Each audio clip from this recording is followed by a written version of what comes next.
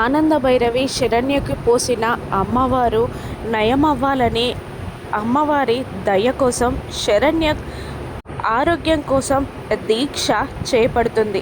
ఎర్ర కలర్ శారీ కట్టుకొని నెత్తిన బోనం ఎత్తుకొని బోనం పైన అఖండ దీపాన్ని వెలిగించి అమ్మవారి గుడికి తన ప్రయాణాన్ని మొదలు పెడుతుంది ఆనంద భైరవి. ఆనంద భైరవితో పాటు లీలావతి, దర్శన్, రోహిత్ అందరూ ఉంటారు. అలా బోనం ఎత్తుకొని బయటికి వెళ్తున్న ఆనంద భైరవిని పైన టెర్రస్ నుండి చూసిన అనన్య కన్నింగా నవ్వుకుంటూ రౌడీలకి కాల్ చేసి ఆల్రెడీ ఆనంద భైరవి బయలుదేరింది అని చెప్తూ ఉండగా, మేడం ముందుకు ఏమాత్రం సాగనివ్వము, ఒక్క అడుగు కూడా వెయ్యనివ్వము అని అంటూ ఆనంద భైరవి వచ్చే దారుల్లో గాజు పెంకులు పోస్తూ ఉంటారు రౌడీలు. ఆ నలుగురు నడుచుకుంటూ వస్తూ ఉంటారు.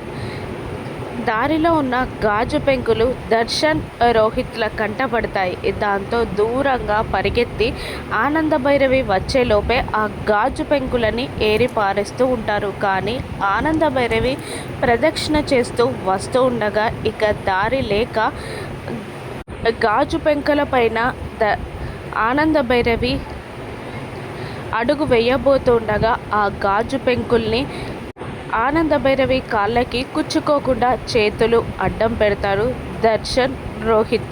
గాజు పెంకుల పైన వాళ్ళ చేతులు పెట్టి ఆనంద భైరవి కాళ్ళకి గాయాలు కాకుండా కాపాడతారు దర్శన్, రోహిత్.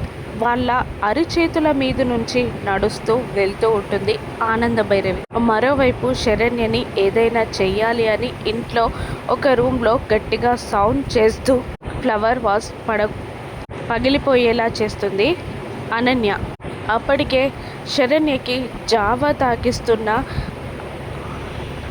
ప్రీతి, నేను చూసొస్తాను, నువ్వు పడుకో అని అనగానే సరే అంటూ శరణ్య పడుకుంటుంది. ఆ సౌండ్ అయిన రూమ్లోకి ప్రీతి వెళ్ళగానే వెనుకాల నుండి రూమ్ డోర్ క్లోజ్ చేసేస్తారు సౌమ్య, అనన్య, కాంచన.